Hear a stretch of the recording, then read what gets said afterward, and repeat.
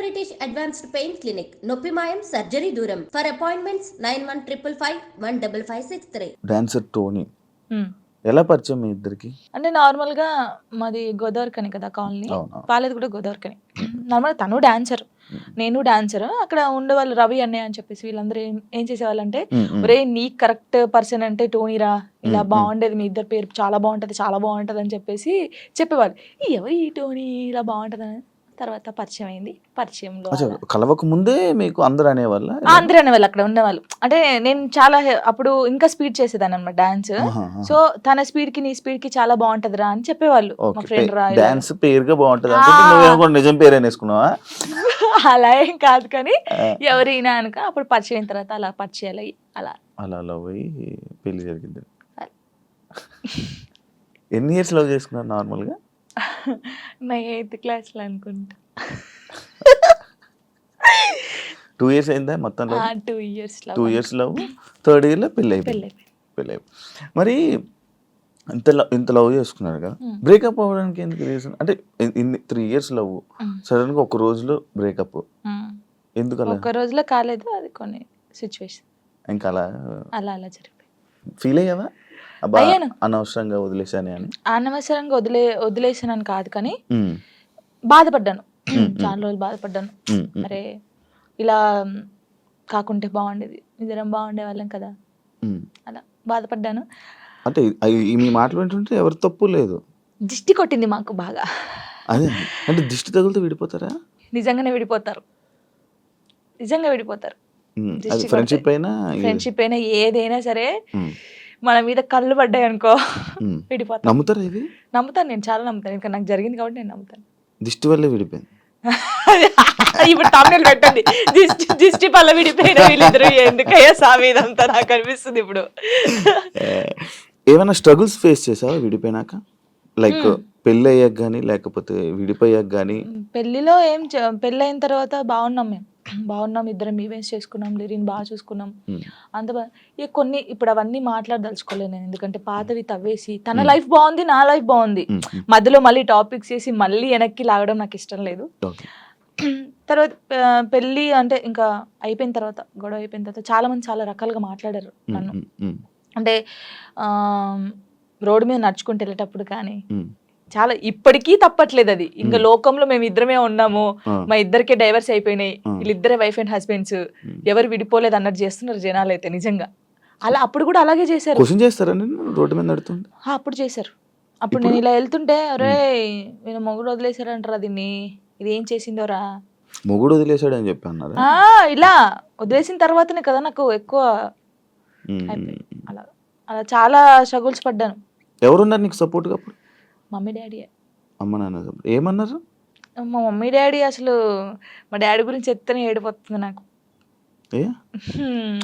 అంటే మా డాడీ ఎలా అంటే, వీళ్ళకి ఎలా ప్రేమ చూసుకోవాలో తెలియదు మా మమ్మీ డాడీకి. ఫస్ట్ ఆఫ్ ఆల్ మా డాడీ గురించి నేను ఎప్పుడు ఎక్కడ మాట్లాడలేదు. ఇక్కడ అంటే అందరూ లవ్ యూ డాడీ, ఇప్పుడు ఈ జనరేషన్ లో అప్పుడు వాళ్ళకి తెలియదు. ఇప్పుడు మనం ఏడ్చినా ఎందుకు ఏడుస్తున్నావు, ఇది కావాలా, ఇట్లా ఫస్ట్ మా డాడీకి సారీ అని చెప్పాలని ఉంది గట్టిగా, హక్ చేసుకొని. కానీ ఆయనకి ఆ ఫీలింగ్స్ ఉండవు, అంటే తెలియదు. చెప్పినా కూడా ఎందుకు ఏడుస్తుందో అంటాడు. మా మమ్మీ కూడా అంతే. నేను లవ్ మ్యారేజ్ చేసుకొని వెళ్ళిపోయినప్పుడు కూడా చిన్న మాట అనలేదు నన్ను, చిన్న మాట.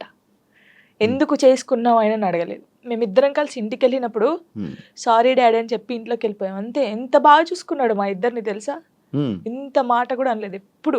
నాకు ఆయన వద్దు డాడీ అన్నప్పుడు ఏమనలేదు, మళ్ళీ కావాలి డాడీ అన్నప్పుడు ఏమనలేదు. నిజంగా మా డాడీ దొరకడం నాకు చాలా అదృష్టం. ఆయన గురించి ఎప్పుడు ఎక్కడ మాట్లాడలేదు నేను, ఫస్ట్ టైం మాట్లాడుతున్నాను.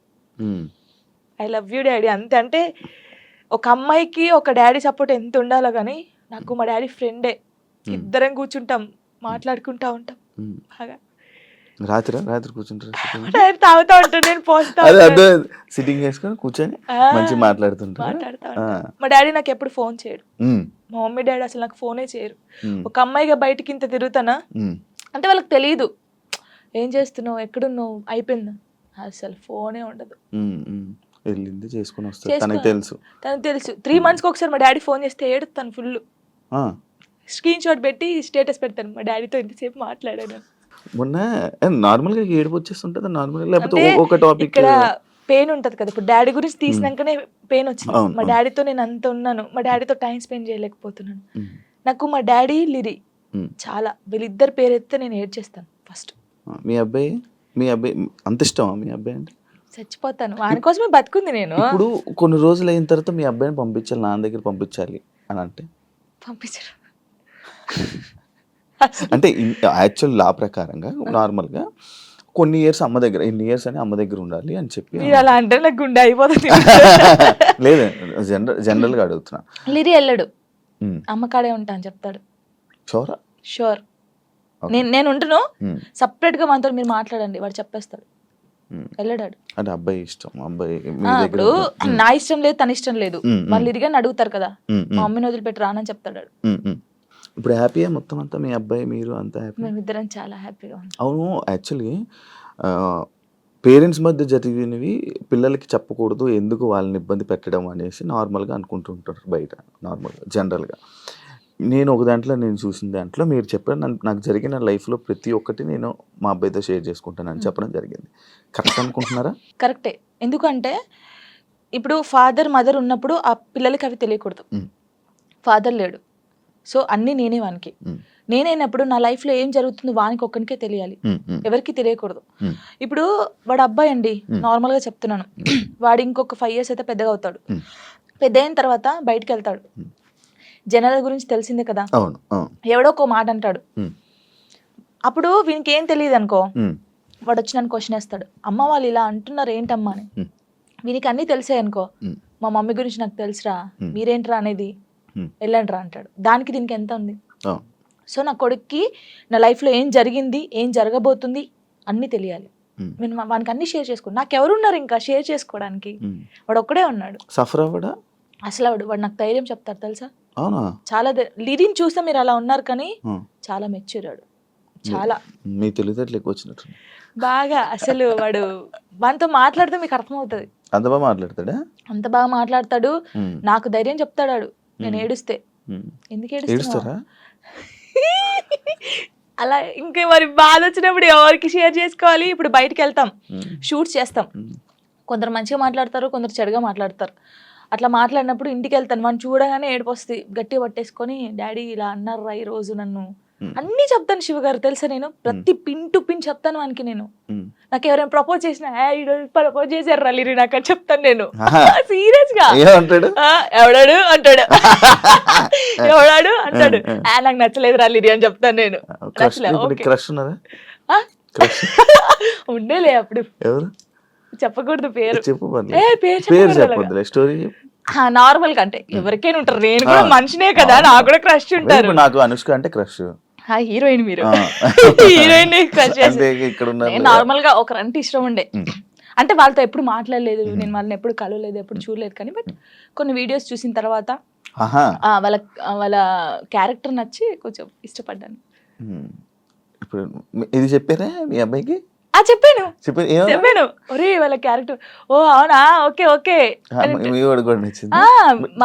కన్వే చేశారా ఆయన దాకా? చెప్పాను ఆయనకి. అబ్బాయికా చెప్పలేదు, చెప్పాలని లోపు పెళ్లి అయిపోయింది. సీరియస్ గా ప్రామిస్ ఇది, పెళ్లి అయిపోయింది. అయ్యో దేవుడా, పెళ్లి అయిపోయిందా, ఓకే పర్లేదులే, చూసుకుంటున్నారు కదా వీడియోస్, ఓకే ఫైన్, ఇష్టం కదా చూస్తూ ఉందాంలే అలాగా. ఇంకో మ్యారేజ్ చేసుకోవాలని ఆలోచన లేదు లేదా? కింద కామెంట్స్ వస్తూ ఉంటాయి నార్మల్గా. ఫస్ట్ మీ అబ్బాయికి ఫస్ట్ తండ్రిని తీసుకునిరా అని, లేకపోతే ఇలా కామెంట్స్ వస్తుంది, వాళ్ళకి ఏం చెప్పాలను? ఇప్పుడు తండ్రిని కల్పించండి, ఫస్ట్ ఆయన తండ్రి దగ్గర పోనాను. అరే వీనికి ఇష్టం లేదు, వీనికి అన్ని బాగా చూసుకున్నప్పుడు ఇంకెందుకు. ఇప్పుడు తండ్రి అంటే తన లైఫ్ తను చూసుకుంటున్నాడు, హ్యాపీ. మళ్ళీ మేము తన లైఫ్ లోకి వెళ్ళి మేము డిస్టర్బ్ చేయలేము, తను మా లైఫ్ డిస్టర్బ్ చేయడు. అంటే లిరితో అప్పుడప్పుడు మాట్లాడిస్తాను నేను, ఎప్పుడు బర్త్డే కంపల్సరీ మాట్లాడించాలి కాబట్టి నేను మాట్లాడిస్తాను. నేను దాన్ని అసలు అలా చేయను, ఎప్పుడైనా కలవాలనిపిస్తే కలుస్తాను, కానీ ఊకే కల్పించను. ఎందుకు ఇక్కడ ఏమైతుందంటే, ఊకే కల్పించిన కొద్దీ ఏదైనా ఒక వీడియో బయటకు వస్తే ఇంకా వైరల్ అవుతుంది. అది మేము బాగుంటుంది, ఇప్పుడు మా లైఫ్ బాగుంటుంది, తన లైఫ్ బాగుంటున్నప్పుడు ఇంకా మధ్యలో ఇవన్నీ వద్దు. సో లిరికి చెప్పాను, లిరియే చెప్తాడు, వద్దులే అమ్మా మనం బాగున్నాం కదా, బర్త్డేకి ఫోన్ చేస్తాడు, నేను మాట్లాడతాను అంతే. ఇప్పుడు ఎక్కడ ఉంటున్నారు? లిజి నాతోనే ఉంటాడు. ఇప్పుడు హైదరాబాద్ హైదరాబాద్ ఫుల్ పూర్తిగా షిఫ్ట్ అయిపోయారా? షిఫ్ట్ అయిపోయాం. మనోడు ఏం చదువుతున్నాడు ఇప్పుడు 5th క్లాస్ ఆడు. 5th క్లాస్ వాడికి ఇన్ని మాటలు చెప్తున్నా పర్లేదు నేను అంటే happy వాడు అని చెప్తున్నాడా? చిన్నప్పటి నుంచి నన్ను చూస్తున్నాడు కదా, ఆ, ఆ. చూస్తున్నాడు కాబట్టి వానికి అన్ని తెలుసు. ఇప్పుడు ఒక అంటే వానికన్నా ఎక్కువ నేను మిస్ అవుతాను అనమాట. ఉమ్, వాడు చెప్తా ఉంటాడు అందరికి, నాకన్నా మా మమ్మీకి నేను మిస్ యూ చెప్తానే ఉంటాను అనమాట. ఉహు, 5 days వెళ్తాం మనం షూట్కి, ఉమ్, అలా అప్పుడప్పుడు మిస్ అవుతాను. వాడు కూడా మిస్ అవుతాడు బాగా. ఉమ్. మా ఇద్దరిని చూస్తే నువ్వు షాక్ అవుతావు. అమ్మ కొడుకులా ఉండం, ఫ్రెండ్స్ లా ఉంటాం. బాగా బాధపడిన క్షణం బాగా బాధపడిన క్షణం అంటే మనిషి జీవితంలో హ్యాపీ ఉంటుంది, అట్లా సాడ్ కూడా ఉంటుంది, చాలాసార్లు జరుగుతుంది. కానీ మన మైండ్లో ఒకటి రిజిస్టర్ అయిపోయి ఉంటుంది కదా. అంటే నేను లైఫ్లో ఒకటి మనం ఎప్పుడైనా కానీ ఒకటి అనుకుంటాం, ఇట్లా ఉండాలి, ఒక ఫ్యామిలీతో ఉండాలి, ఇది ఇది అని నేను ఒక పెద్ద కోట కట్టుకున్న తర్వాత ఒకటేసారి కూలిపోయింది. అది కొన్ని రోజులు స్ట్రగుల్ ఫేస్ చేసిన, అంతకు మించి బాధ దాని తర్వాత కూడా నేను లైఫ్లో అనుభవించలేదు. అదొకటే బాధ. మళ్ళీ ఇప్పుడు కలవాలనిపించలే మళ్ళీ ఈ టాపిక్ ఓకే ఓకే. అంటే ఏదైనా ఇప్పుడు బ్యాక్ వెళ్తే అది నేను మార్చుకోవాలి నా లైఫ్లో అని ఏదో ఒక థాట్ ఉంటుంది కదా, అట్లా ఏముంది మీ లైఫ్లో? దేవుడు ఇచ్చిన ఒక లైఫ్లో దేవుడు ఎటు వెళ్ళాలో అనేది డిసైడ్మెంట్ చేస్తాడు. మనకు అప్ అండ్ డౌన్స్ అనేది జరుగుతూనే ఉంటుంది. దెబ్బ తాకితేనే మనకు దాని వాల్యూ తెలుస్తుంది.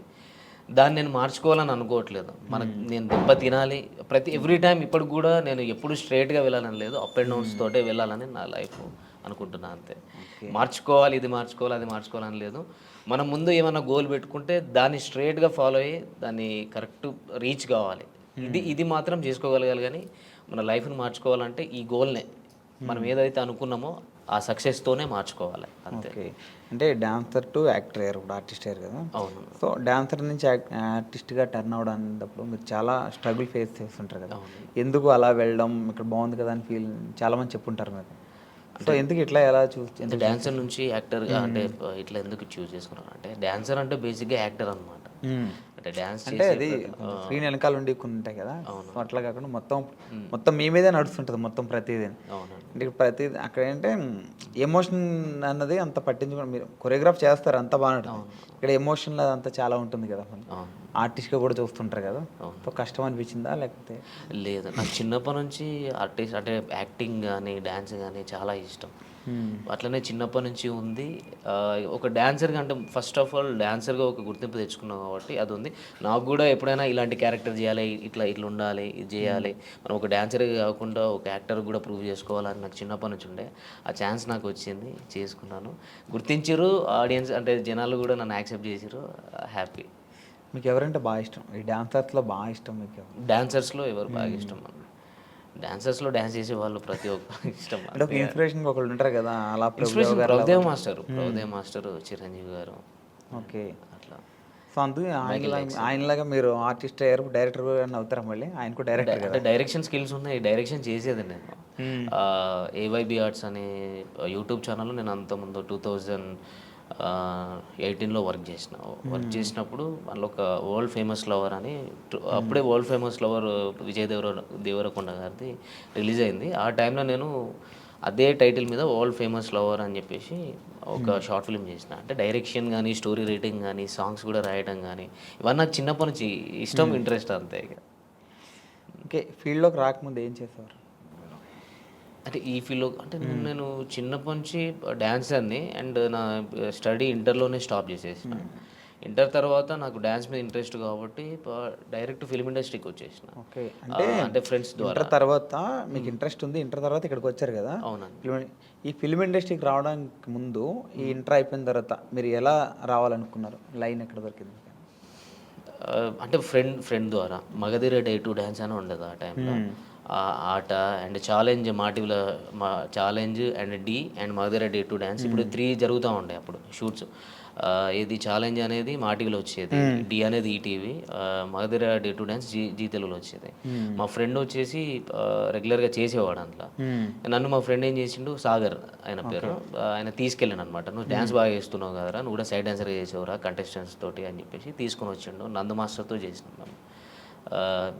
దాని నుంచి మెల్లగా శోభన్ మాస్టర్ అని చెప్పేసి హైదరాబాద్లో ఉండదు దిల్సుఖ్ నగర్లో, ఆయన రాకేష్ మాస్టర్ని పరిచయం చేయించిండు. మన రాకేష్ మాస్టర్ ఉన్నారు కదా, ఆయనను పరిచయం చేపించి ఇట్లా స్టూడెంట్స్ ఉన్నారు మాస్టర్ మీ దగ్గర పెట్టుకోండి, ఈవెంట్స్ కానీ ఏమైనా ఉన్న వాళ్ళు అన్నీ చేస్తారు అని చెప్పనంటే వాళ్ళ తరపు నుంచి మేము బోరబండలో ఉండే అప్పుడు రాకేష్ మాస్టర్ గారు. అప్పుడు అక్కడికి వెళ్ళి అట్లా స్టార్ట్ అయింది. అక్కడ నుంచే మాస్టర్ అంటే చాలా మాస్టర్ దగ్గరనే నేర్చుకున్నాను. నాకు ఒక డాన్సర్గా నేను డ్యాన్స్ చేయగలుగుతాను కానీ ఎక్స్ప్రెషన్స్ అవన్నీ నాకు తెలిసి ఉండేవి కాదు.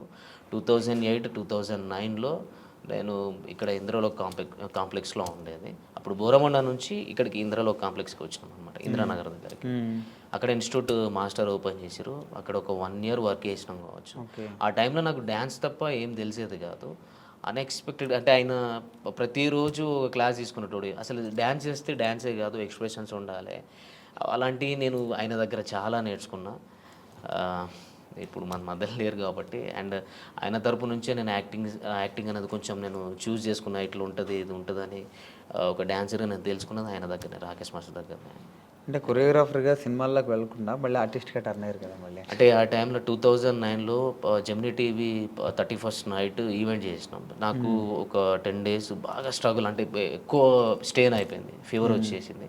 ఇక్కడ నుంచి సిక్ అయిపోయి ఇంటికి వెళ్ళిపోయినా. ఇంటికి వెళ్ళిన తర్వాత ఇంట్లో వాళ్ళు పంపించలేదు. అప్పటికి ఆ లోపు ఒకవేళ 2009లో ఉండేది ఉంటే నాకు సైడ్ డాన్సర్ కార్డ్ తీసుకున్నట్టు. అప్పుడు షారోన్ అన్న ప్రెసిడెంట్గా ఉండే. ఆ టైంలో నీకు ఇప్పిస్తా అంటే పాల్ మాస్టర్ని చాలామంది వచ్చేవారు అప్పుడు రాకేష్ మాస్టర్ దగ్గరికి. నేను ఎక్స్పెక్ట్ చేయలేదు, కానీ ఇంట్లో వాళ్ళు కొంచెం స్టాప్ చేసారు, నీకు హెల్త్ పరంగా బాగాలేదు అనేసరికి అక్కడనే ఉండిపోయి ఇన్స్టిట్యూట్ పెట్టుకోవడం జరిగింది. ఇన్స్టిట్యూట్ పెట్టుకొని మెల్లగా అట్లా అయిపోయింది. అట్లనే డాన్సర్గా ఉండి ఒక ఆర్టిస్ట్గా ఈ యూట్యూబ్లోకి నేను అన్ఎక్స్పెక్టెడ్గా వచ్చిన. నాకు అంటే డైరెక్ట్ మూవీస్లోకి వెళ్ళాలి అన్నట్టు ఉండేది. అంటే నాకు డైరెక్ట్ టచ్ అక్కడికి వెళ్ళిపోయినా. రాకేష్ మాస్టర్ తరపు నుంచి నేను ఏదో మూవీస్లోకి వెళ్ళాలి, మూవీస్లో కొరియోగ్రాఫర్ కావాలి, డాన్సర్ కావాలి అనే థాట్ నుంచి కొన్ని మధ్యలో డిస్టర్బెన్స్ల వల్ల స్టాప్ అయిపోయి అక్కడనే మా ఊరు గోదావరికి అని అక్కడనే స్టాప్ అయిపోయినా. అక్కడ స్టాప్ అయిపోయి అన్ఎక్స్పెక్టెడ్గా ఒక సిచ్యువేషన్ జరిగింది. అటు నుంచి ఇళ్ళకు రావడం జరిగింది. యూట్యూబ్లోకి రావడానికి మీకు ఎవరు హెల్ప్ చేశారు? అంటే ఎవరు చెప్పారు ఎట్లా యూట్యూబ్లో చేద్దాం మనం అని చెప్పి? యూట్యూబ్లోకి మా ఫ్రెండ్ ఉండేటోడు, చరణ్ అని. వాడు మూవీస్ చిన్న చిన్న మూవీస్ చేసిండు, అవి ఇంకా రిలీజ్ కాలేదు, నార్మల్ తక్కువ బడ్జెట్. వాడు ఎప్పటికీ యూట్యూబ్ మీద కాన్సన్ట్రేషన్ ఉండేది. అసలు నాకు యూట్యూబ్ మీద అంత ఐడియా లేకుండే. వాడు ఎక్కువ యూట్యూబ్లో ఇది ఉంటుంది అది ఉంటుంది అని కవర్ సాంగ్స్ నాతో చేయించుకున్నాను. అంటే నా మైండ్ అప్పుడు నేను కొంచెం స్ట్రగుల్లో ఉండే, మైండ్ అంటే బాగా డిప్రెషన్లోకి వెళ్ళిపోయి ఉండే. వాడు దాంట్లో నుంచి బయటపెట్టడం కోసం వాడు యూట్యూబ్ అనే ఛానల్ని ఇంట్రడ్యూస్ చేసింది నాకు. కవర్ సాంగ్స్ చేద్దాం రాదని అన్నప్పుడు చేస్తే అందులోకెళ్ళి తీసుకొచ్చి ఇక్కడ హైదరాబాద్లో బోరబండాల మన అత్తాపూర్ దగ్గర శ్రవంత్ బంటి సార్ అని ఉంటారు. శ్రవంత్ బంటి వాళ్ళది ఏవైబీ ఆర్ట్స్ అనే ఛానల్. అంటే నేను డిప్రెషన్లో నుంచి బయటికి రావడం కోసం వాడు ఏం చేసిందంటే ఆ ఛానల్ తీసుకెళ్ళి చేర్పించిండు. అక్కడ వాడు వదిలేసి వెళ్ళిపోయాడు. అరే చేసుకో, ఎందుకనంటే వాడు నా గురించి ఏం చూసినాడంటే నీకు టాలెంట్ ఉంది, నువ్వు అంతా ఇక్కడనే అయిపోవద్దు, నువ్వు ఇక్కడనే ఉంటే చచ్చిపోతావు కావచ్చు అనే రేంజ్లో అంత పిచ్చిగా ఉండటంనే వీడు మారిపోవాలంటే వీనికి ఏదో ఒక పని ఉంటే వీడు మారిపోతాడు అన్నట్టు తీసుకుపోయి నన్ను అక్కడ వేసిండు. అక్కడ నాకు డ్యాన్స్ నేర్పిమని సార్ చెప్పారు. ఆర్టిస్టులు వస్తూ ఉంటారు, వాళ్ళకి డ్యాన్స్ చెప్పండి మీరు అని చెప్పి అన్నారు. మంత్లీ ఇంత మీకు పేమెంట్ ఇస్తా అది ఇది అని చెప్పానంటే అది యాక్సెప్ట్ చేసిన.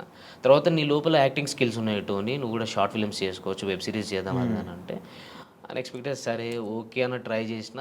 అంటే నాకు యాక్టింగ్ చేయాలని చాలా ఇంట్రెస్ట్ ఉండే ఆ టైంలో. అనుకోకుండా చేసేసిన. టోనీ నువ్వు డాన్సరే కాదు, నువ్వు యాక్టర్ కూడా, నువ్వు అయితే ఏదో ఒక రోజు మంచిగా ఉంటుంది అది అని చెప్పని అన్నారు. మళ్ళీ అన్ఎక్స్పెక్టెడ్ అంటే ఇది మూవీ వర్షన్ నుంచి యూట్యూబ్ నుంచి ఫోక్ ఇండస్ట్రీకి ఇక రఘుజాన్ అన్న ఫ్రెండ్ వాడు కొరియోగ్రాఫర్. వాడు అన్ఎక్స్పెక్టెడ్గా నువ్వు వచ్చి సాంగ్ చేయాలని చెప్పని అన్నాడు. చలో చలో కమలమ్మ సాంగ్ చేశాను. అప్పుడు కూడా నాకు ఇంట్రెస్ట్ లేదు, అన్ఎక్స్పెక్టెడ్ చేసిన, అది సక్సెస్ అయింది. వెంటనే అదే ప్రొడ్యూసర్ నాకు కాల్ చేయడం జరిగింది. చాలామంది నంబర్స్ తీసుకొని ఇట్లా టోనీ బాగా చేస్తున్నాడు ఫోక్ ఇండస్ట్రీలో, ఆయన చేసిన సాంగ్ ఫస్ట్ సాంగ్ బాగుంది అన్నట్టు అట్లా మెల్లమెల్లగా నాకు ఛాన్సెస్ వచ్చినాయి అన్న. అట్లా వచ్చింది యూట్యూబ్లో. ఇప్పుడు మీ real name Vinayakanth. Okay, Vinayakanth నుంచి టోనీకి ఎట్లా మారారు? అంటే నా చిన్నప్పటి నుంచి పేరు టోనీ. ఇంటి పక్కల స్కూల్లో కూడా టోనీ అని పిలుస్తారు. ఓన్లీ సర్టిఫికేట్ మీద మాత్రమే వినయకాంత్ అని ఉంటుంది. Original Tony. అయితే కిక్ అని ఎట్లా వచ్చిందంటే నేను రవితేజ ఫ్యాన్ అనమాట. ఓకే. రవితేజ అన్న ఫ్యాన్ని. అట్లా కిక్ మూవీ వచ్చినప్పుడు టోనీకి పక్కకు కిక్ యాడ్ చేసుకున్నాను. అప్పుడు ఎప్పుడో చిన్నప్పటి నుంచి టోనీ కిక్ అని Facebook ID first time create చేసినప్పుడు కూడా టోనీ కిక్ అని ఉండేది. అట్లనే నాకు కంటిన్యూ అయిపోయింది. అందరూ టోనీ కిక్ అనడం. ఆయనతో ఏదో ఒక సాంగ్ కొరియోగ్రఫీ చేస్తారనుకుంటే ఇప్పుడు ఆర్టిస్ట్గా అయ్యారు అంటే ఆయన పక్కనే ఆఫర్ వస్తే ఎట్లా ఫీల్ అవుతారు? ఇప్పుడు రవితేజ గారి పక్కన చెప్పలేము. మనకు అంత అభిమానిస్తున్నామంటే వాళ్ళ పక్కకు మనకు ఒక ఛాన్స్ వచ్చిందంటే ఇక లైఫ్ లాంగ్ మర్చిపోలేము అంతే. ఇక అది గుర్తుండిపోతుంది. నాకు అదృష్టం అనుకోవాలి. ఆ అదృష్టం ఉంటే నిజంగా చాలా అంటే కలవడం, ఫోటో దిగడం ఇది కాదు మెయిన్. ఒక్క సినిమాలో సరే కొరియోగ్రఫీగా అన్న ఒక సైడ్ డ్యాన్స్గా అన్న అట్లా చేసిన అంటే పక్కకు ఒక చిన్న క్యారెక్టర్ ఇట్లా వచ్చి వెళ్ళిపోయినా ఒక సీన్లో కనిపిస్తే చాలు. అట్లా నేను చాలా హ్యాపీ. 2 ఆప్షన్లు ఏంటంటే ఆయన పక్కన ఆర్టిస్ట్గా చేస్తావా, డాన్సర్గా అదే డాన్స్ మాస్టర్గా చేస్తావా అంటే ఏం తీసుకుంటారు రెండిట్లో? ఆర్టిస్ట్గా చేస్తాను. ఆయనతో వర్క్ చేయడం ఇష్టం. డాన్సర్గా అంటే ఇట్లా చేసి వెళ్ళిపోతారు. అదే మూవీ ప్రాజెక్ట్ ఏదైనా ఉంటే మనం మూవీ కంప్లీట్ అయ్యేదాకా ఉంటాం. అది లైఫ్ లాంగ్ నేను పోయేదాకా ఉంటుంది. ఓకే. అంతకు మించి ఏం లేదు కదా. మనం ఇష్టపడే పర్సన్స్ వాళ్ళ పక్కకే మనం యాక్టింగ్ చేస్తున్నామంటే అది చెప్పుకోలేము. మరి